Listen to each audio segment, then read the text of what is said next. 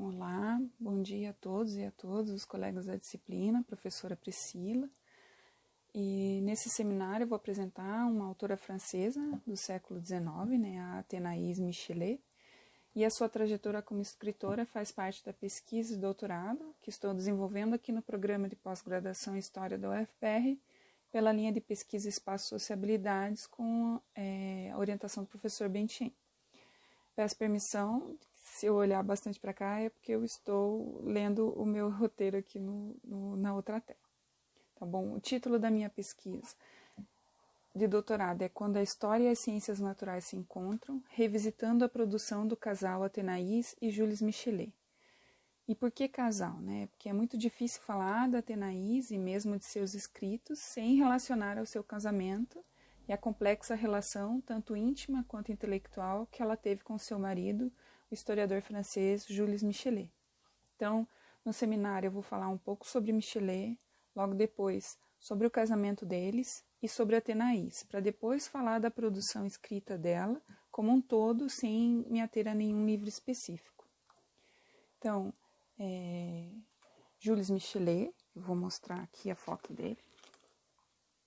Foi um historiador francês que teve uma vida pessoal e profissional profundamente marcada pelos eventos políticos da França do século XIX.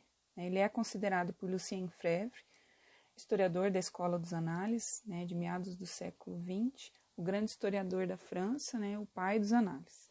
Então, Michelet nasceu no final da Revolução Francesa, em Paris, em 1798, e cresceu durante o período napoleônico. Michelet descendia de famílias de pequenos burgueses, mas teve uma infância relativamente pobre. Seu pai era mestre impressor, teve uma pequena tipografia em Paris, mas sofreu consequências do Império Napoleão com decretos de redução e fechamento das impressoras. Bom, durante seus anos de formação, Michelet teve grande influência da filosofia, como do italiano Giambattista Vico, que serão as bases para seu pensamento sobre a história da França e em sua idealização de uma história total. Então, em sua carreira, ele foi professor de História e Filosofia na École Normale, a partir de 1827, e depois de História e Moral no Collège de France, a partir de 1838, que são instituições de ensino prestigiadas na França até hoje. E Michelet foi testemunha, então, já como um professor reconhecido, da monarquia de julho de 1830, da Revolução de 1848 e do golpe de Estado do Napoleão III em 1852. Já ao final da sua vida, já doente, também acompanhou os eventos que se iniciaram em 1870 com a derrota da França na Guerra Franco-Prussiana e o colapso da Comuna de Paris. Ficou muito abalado com todos os acontecimentos de sua querida França e sua saúde deteriora, falecendo em 1874.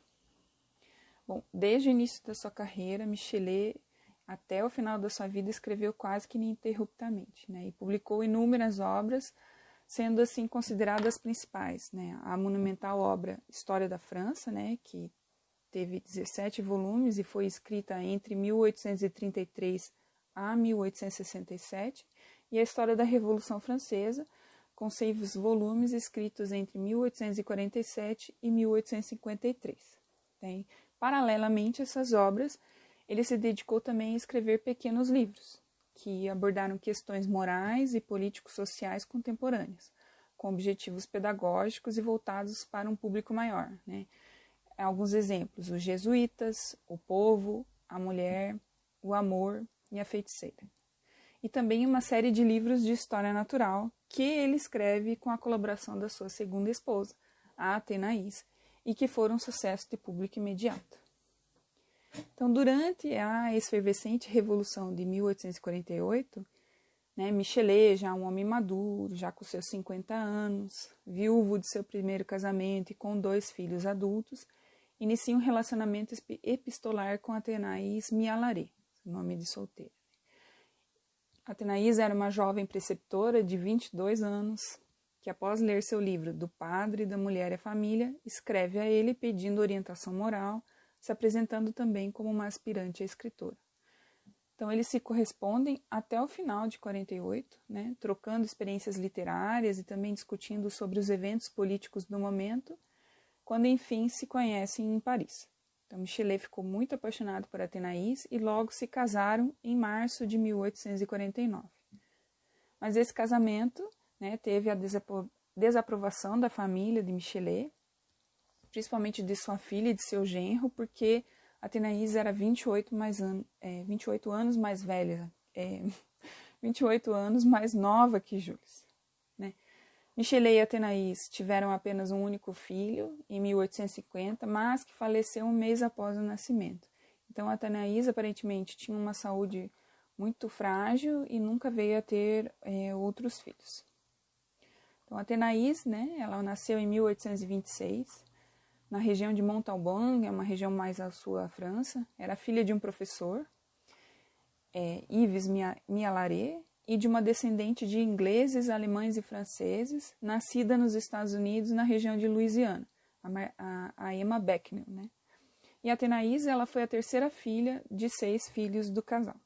Então, ela era uma jovem culta, né? Ela tinha o certificado, né? Ela tirou o certificado de habilidade para o ensino fundamental superior, que recebeu em 1845 pela Academia de Toulouse. Em 1846, trabalhou como professora numa instituição católica em Bayonne. Logo após, no mesmo ano, foi trabalhar como preceptora dos filhos da princesa Cantacuzene, uma princesa romena, em Viena, até a data em que conheceu Michelet. A Athénaïs não tinha dote para o casamento, mas ela sempre teve esperanças, né, de encontrar um bom marido, fazer um bom casamento. Então, a trajetória da Athénaïs como escritora se inicia também juntamente com a própria reinvenção de Jules Michelet como profissional logo após eles se casarem. Né, porque depois do golpe de Napoleão III em 1852, Jules Michelet ele perde seus cargos, né, como professor no Collège de France, e ele também era chefe da seção de História dos Arquivos Nacionais. Né? E depois que ele perde esses cargos, ele não ocupará mais nenhum cargo público e vai viver apenas da venda dos seus livros. Então, após o golpe, Michelet decide viver um período de exílio no interior da França e da Itália, uns 2 anos, entre 52 e 53, e o casal passará, nesse período, por muitas dificuldades financeiras. Então, neste período de exílio, morando mais próximo à natureza, ao campo, aos animais, Athénaïs, que sempre teve interesse em ciências naturais, obras de viajantes e naturalistas, inicia suas leituras sobre aves junto ao marido. Então, de volta a Paris, já em 1855, Athénaïs volta a fazer suas leituras sobre ciências naturais e fazer muitas pesquisas e observações e começa a escrever seu primeiro livro sobre pássaros. O seu interesse era, nesse início, produzir obras de história natural para crianças.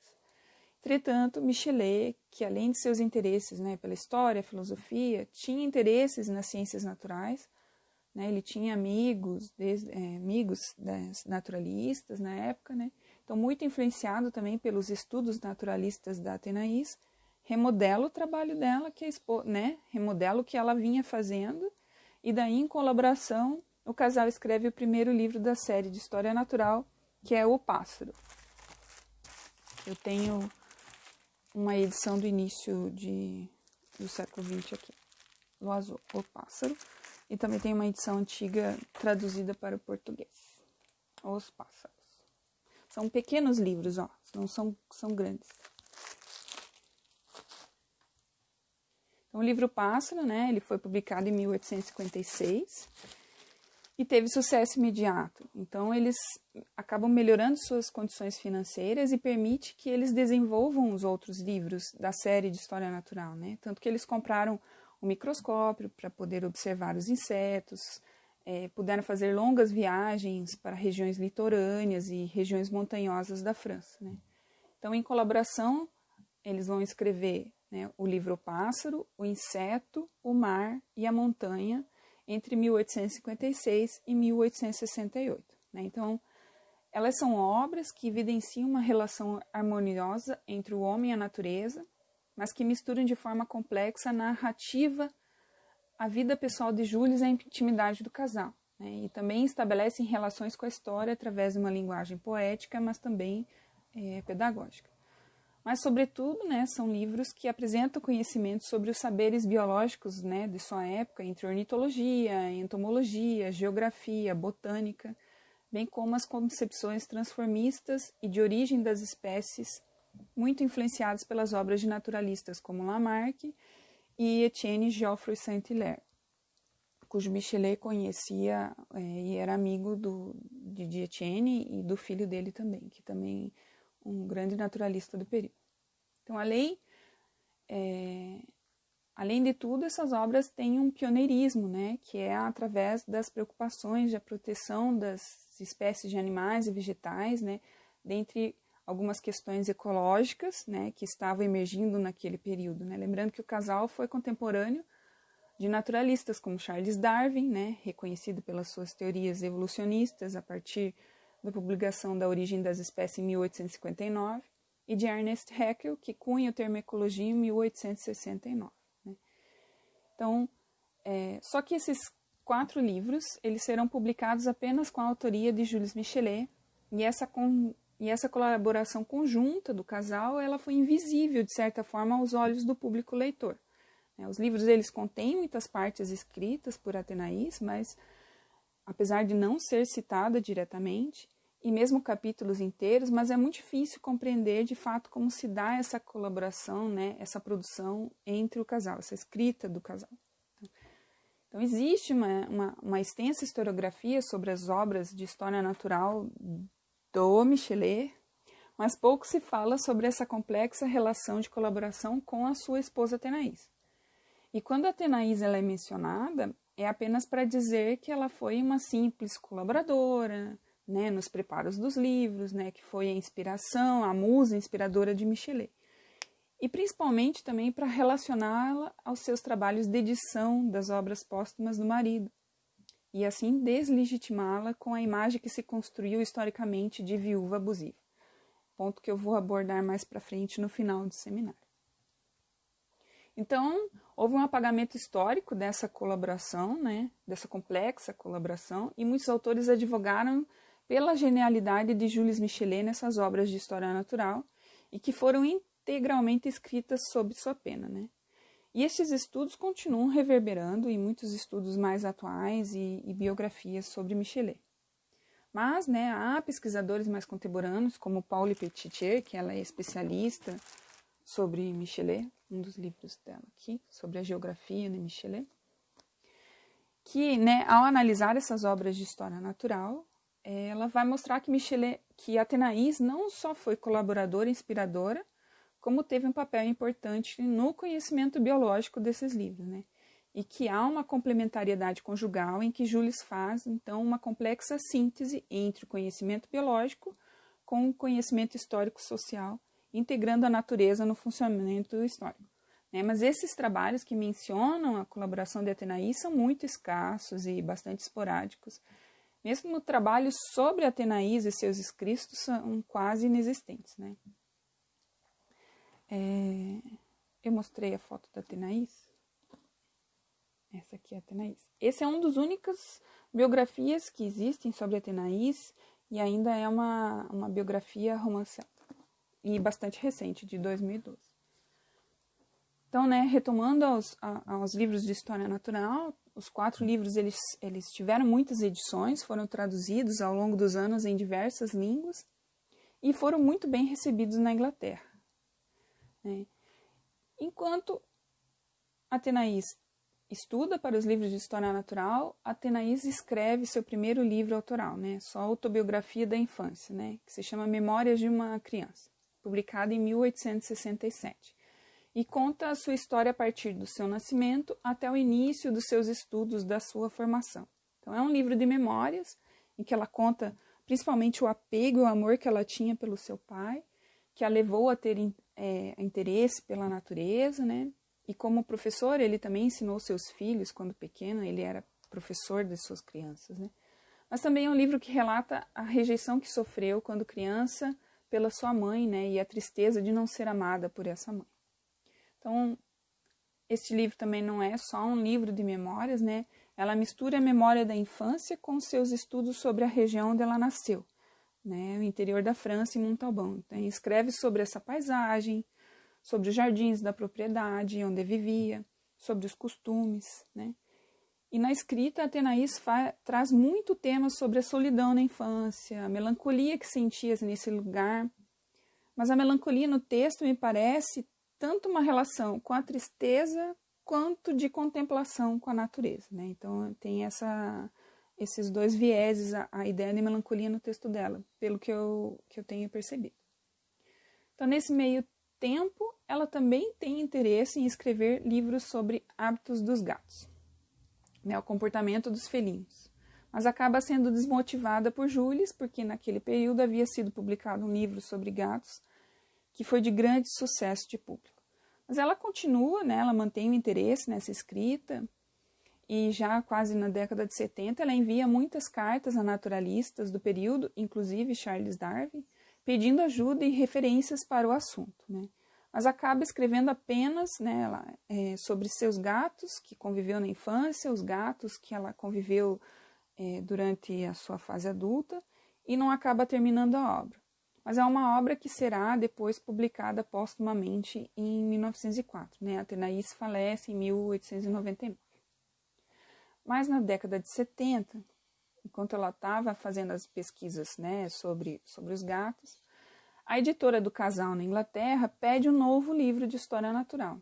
Só que Michelet, nesse período, ele já estava bastante doente, mas escrevendo avidamente, estava escrevendo a sua história do século XIX. E a Athénaïs se responsabiliza escrever, então, um 5º livro de história natural, diretamente daí para o público inglês. Né? O livro é Natureza, o Poder da Terra e do Mar.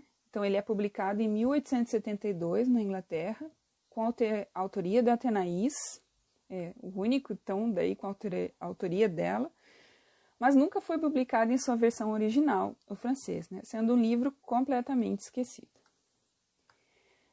Mas é um livro que também foi escrito em colaboração com Jules, né? Que mesmo doente revisava o texto, né? Escreveu os capítulos, né?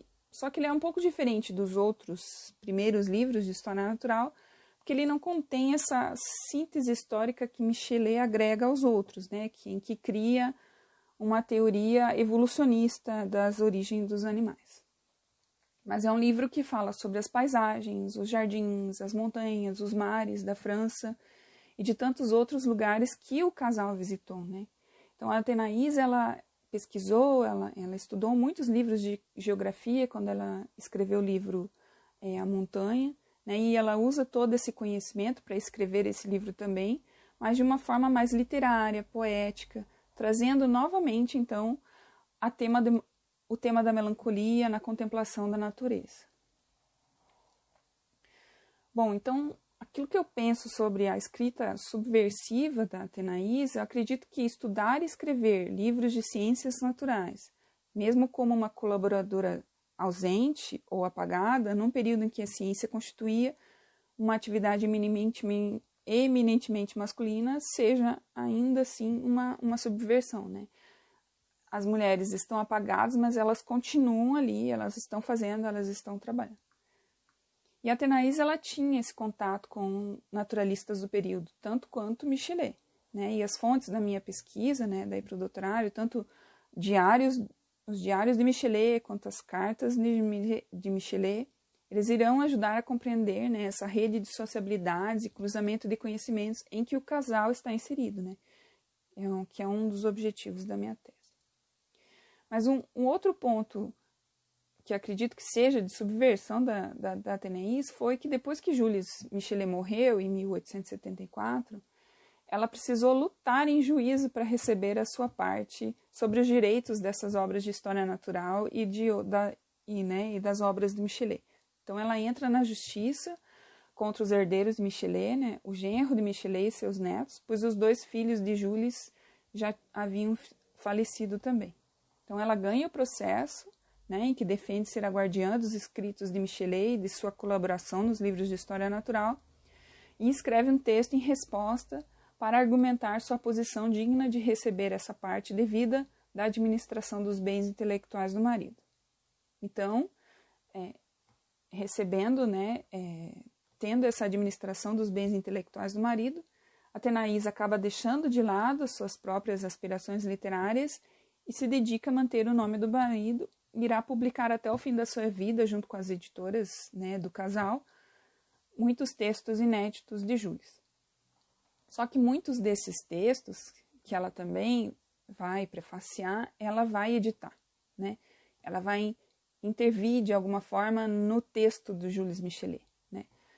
E segundo autores, né, essa intervenção que ela faz nos textos não é que ela não inventava totalmente, né? Ela abordava, ela floreava sobre um texto ou um tema. Naquele período, não existia ainda, né, um ideal de plenos direitos autorais, né? E fazendo um comparativo com as traduções do século XIX, que é o que eu comecei a estudar no momento, né? As traduções do século XIX, elas não eram fiéis ao texto, né? Na verdade, as traduções, elas intervinham, modificavam e adaptavam o texto original. Então, acredito que esse trabalho de edição que a Atenaís fez, né, nos escritos de Michelet, segue essa mesma linha do que seriam as traduções no período, né? Então, não foi leviana por parte dela, né? Como ela será duramente criticada depois disso. Então, se pensar bem, mesmo Michelet, quando ele era mais jovem, ele publicou uma tradução, né, do livro Ciência Nova do filósofo Vico, mas não foi uma tradução literal, né? Foi uma adaptação. E até hoje essa tradução é conhecida carinhosamente como o Vico de Michelet. Mas, né, a partir das intrusões nos textos originais de Jules, que Atenaís será imensamente criticada pelos historiadores daí no início do século XX, né, acusada muitas vezes de falsária, e essas críticas, somadas à abertura em 1950 dos diários íntimos de Jules Michelet, né, que ele escreve detalhadamente sua relação íntima sexual com Atenaís, que ela vai ganhar a fama de viúva abusiva, né? E essa fama, eu acredito, é que vai ajudar a deslegitimar a sua colaboração nos livros de história natural e mesmo deslegitimar sua própria produção, né? O livro Nature, que foi completamente esquecido, nunca nem foi publicado na França. Tanto que a Atenaís, ela é uma figura polêmica, né? Ela é deixada de lado, né? E como eu mostrei, só existe uma biografia recente sobre ela. Então, a minha pesquisa, ela não visa alterar, né, o lugar e originalidade de Michelet nos livros de história natural, mas entender esse processo complexo de colaboração com Atenaís, que foi uma presença muito importante na vida de Michelet, e restituir parte dessas condições de produção dos livros, né, visando pensar novas maneiras da abordagem sobre essas colaborações científicas e como o gênero está envolvido na promoção, na disseminação e na produção do conhecimento, né. Então eu vou deixar aqui um dos últimos pensamentos de Atenaís, quando ela escreveu um prefácio para um livro de cartas inéditas entre ela e Jules, né, que foi editado por um historiador que era pupilo de Michelet, o Gabriel Monod, né, um pouco antes dela falecer, né. E quando ela fala quando ela vai falar quando ela fala das provações, ela está falando dos processos de justiça. Então, eu poderia então ter publicado e me cercado por um halo legítimo, que mulher, tendo passado por trás provações cruéis, não teria se dado essa satisfação? A coisa não era mais necessária. Recusei-me a essa satisfação e mantive fiel ao que havia sido então até nos hábitos da minha vida, apagar. Então aqui eu termino minha apresentação e até a